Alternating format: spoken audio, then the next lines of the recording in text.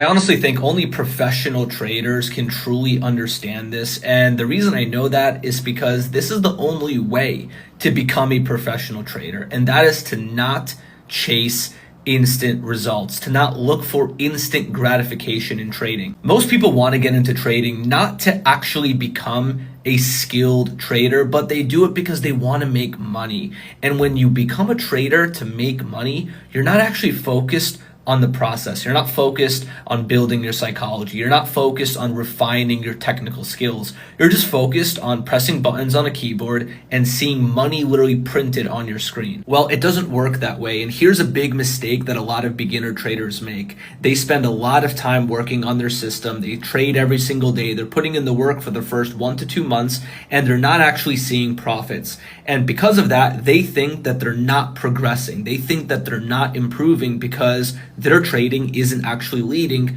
to tangible results. And what happens is, because they're not seeing profits, they get discouraged, they get negative, and they lose motivation to continue putting in the work. And that is a massive mistake, because your profits are sort of a lagging indicator of your progress. You're going to make a ton of improvement, and those improvements aren't going to materialize in your P&L until weeks or months later. And that's why you cannot quit right before your results actually go parabolic. You have to continue putting in the work. You have to remain disciplined, because the profits will inevitably come if you do that. Let me know in the comments if you agree.